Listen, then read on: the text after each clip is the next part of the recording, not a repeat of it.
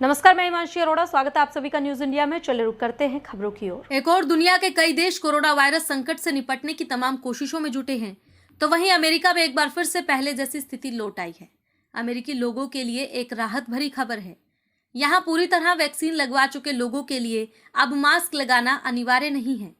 Vaccinate लोगों को अब सोशल डिस्टेंसिंग की भी जरूरत नहीं होगी। इस बात की जानकारी अमेरिका के centre for disease control and prevention CDC ने दी। इस देश में बेशक बड़ी आबादी को वैक्सीन लग गई हो, लेकिन मास्क पहनना अभी तक अनिवार्य ही था।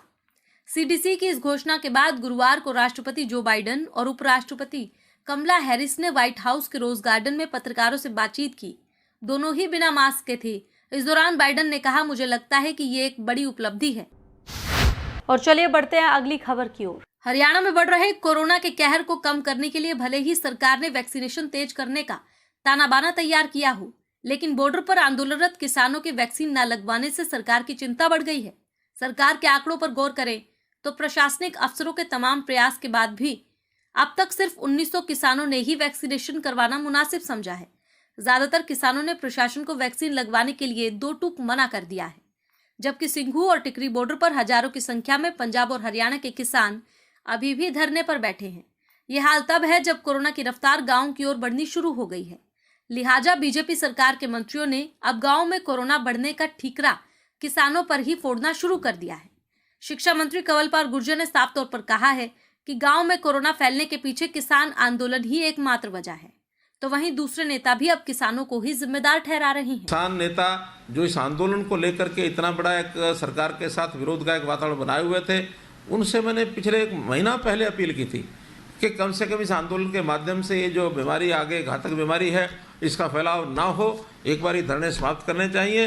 कोरोना समाप्ति के बाद फिर उनको धरने लगाने होंगे तो कोई नहीं रोकने वाला है, लेकिन वही चीज़ आज हमको सामने आई है कि उन धरनों के कारण से ये जो फैलाव हुआ है बहुत जगह पर, बहुत गाँव में तो हॉटस्पॉट बने इसी कारण से कि वहाँ के लोग लगातार धरनों में आ रहे हैं, जा रहे हैं। इसके कारण से ये कठिनाई आई। जिला के अधिकारियों के साथ इनके नेताओं की मैंने बैठक भी करवाई राई PWD रेस्ट हाउस में। हमने कहा कि हम टेस्ट भी करना चाहते हैं और वैक्सीनेशन भी करना चाहते हैं, और पूरा सामान देकर मैंने भेजा था, लेकिन इनके नेता नहीं माने।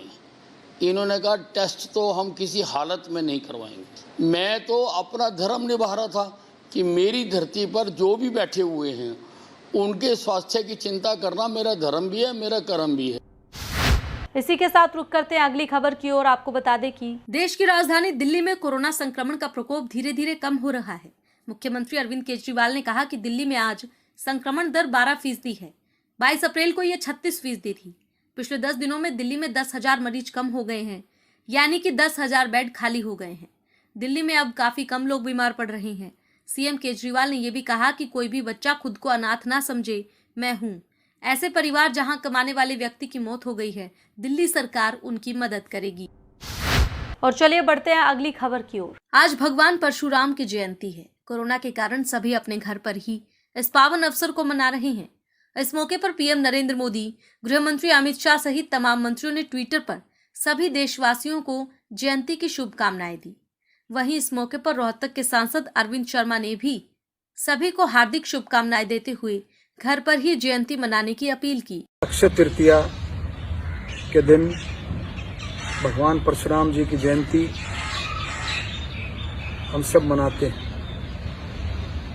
आज इस मौके पर मैं अपनी तरफ से और अपने सभी साथियों और पार्टी की तरफ से आप सबको भगवान परशुराम जयंती की बहुत बहुत बधाई और शुभकामनाएं देता हूं। जो कोरोना की महामारी की चपेट में है और किसी तरह से जो परेशानी का जो समय चल रहा है, उनके साथ खड़े होकर के अपना बचाव रखते हुए उनके साथ उनकी सेवा में लगे।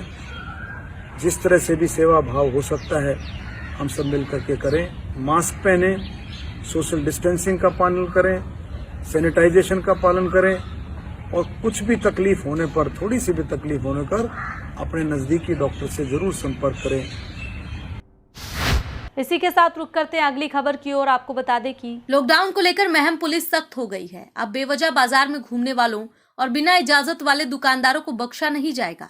बता दें, महम कस्बे में लॉकडाउन के दौरान भी बाजारों में काफी भीड़ दिखाई दे रही है, लेकिन ये भीड़ ग्राहकों की नहीं बल्कि ग्राहकों के इंतजार में उन दुकानदारों की होती है जिनको दुकानें खोलने की इजाजत नहीं है। ऐसे सभी दुकानदार परिवार के सदस्यों के साथ अपनी अपनी दुकानों के बाहर आकर बैठ जाते हैं या फिर गली में खड़े हो जाते हैं, जिससे बाजार में भीड़ दिखे और भीड़ की आड़ में ग्राहकों को दुकान का शटर खोलकर सामान बेचा जा सके, जिसको लेकर महम पुलिस सख्त हुई।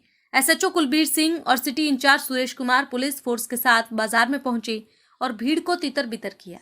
वहीं पुलिस ने बेवजह घूम रहे लोगों को समझाया, साथ ही ताश खेल रहे लोगों को पकड़ा और लॉकडाउन के उल्लंघन और मास्क नहीं लगाने के तहत केस दर्ज किया। घर में रहो, मास्क लगाएं, अपनी दूरी रखें और बेवजह बाजार में ना घूमें।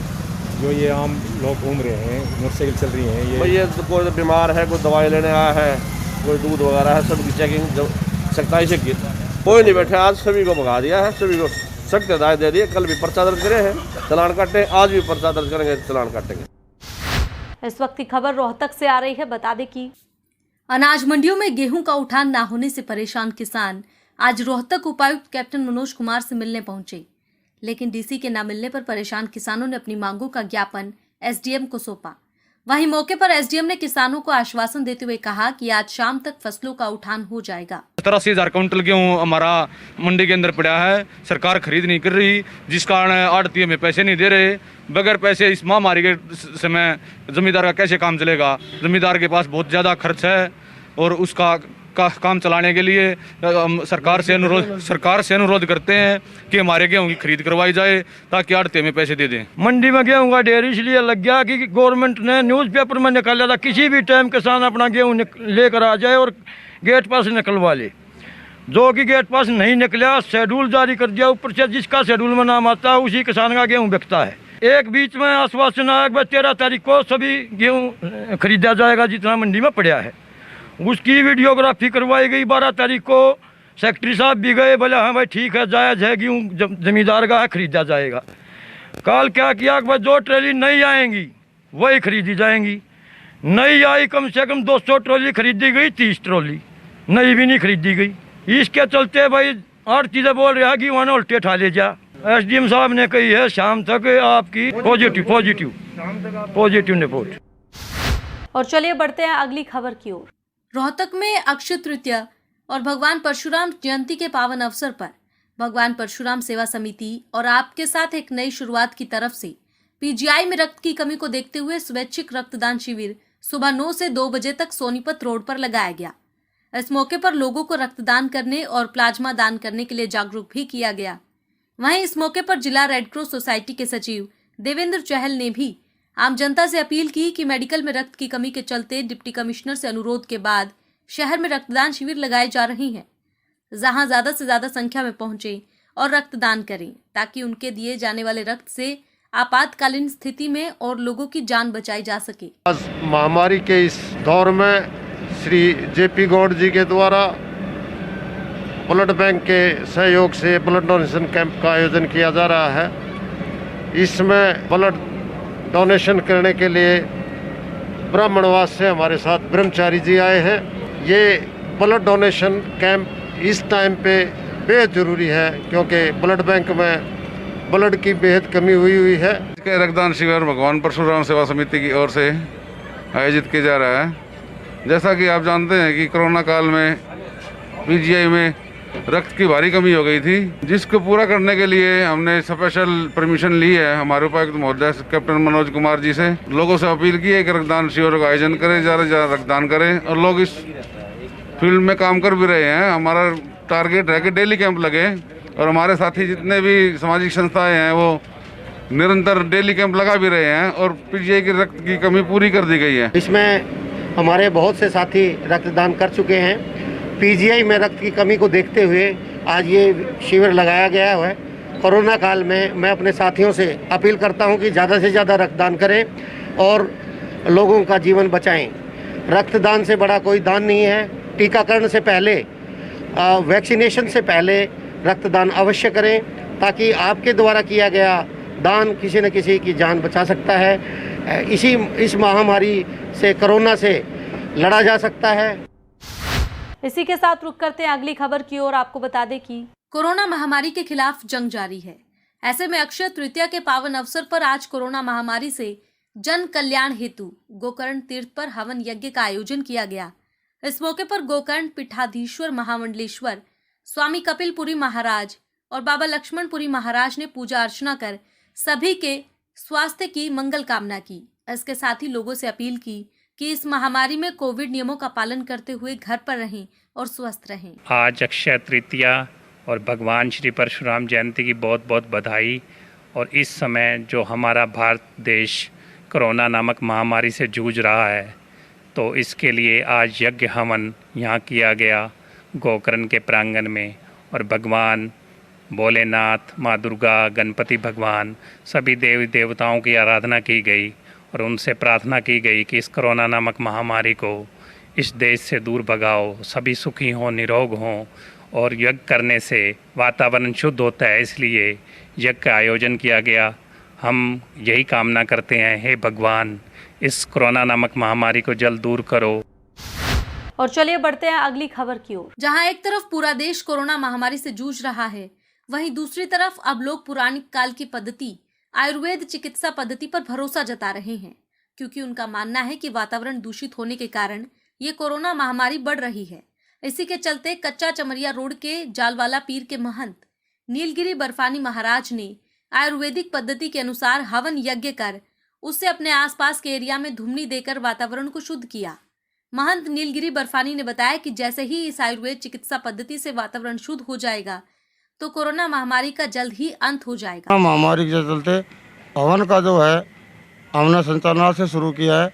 आसपास के एरिया में पूरे में हवन करेंगे कोरोना महामारी को भगाने के लिए, वातावरण को शुद्ध करने के लिए ये जो है हवन का कार्यक्रम शुरू किया है।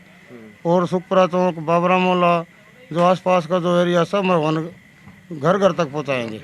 बीमारी को ख़त्म करने के लिए प्रयास किया गया है, सभी को शुद्ध वातावरण मिले। महामारी को दूर करने के लिए सभी का सहयोग हमें मिल रहा है और हम घर घर तक जाके हवन सामग्री का घर धुनी तक सबको पहुँचाएंगे। फिलहाल इस बुलेटिन में इतना ही। बाकी की तमाम खबरों के लिए आप देखते रहे न्यूज़ इंडिया। नमस्कार।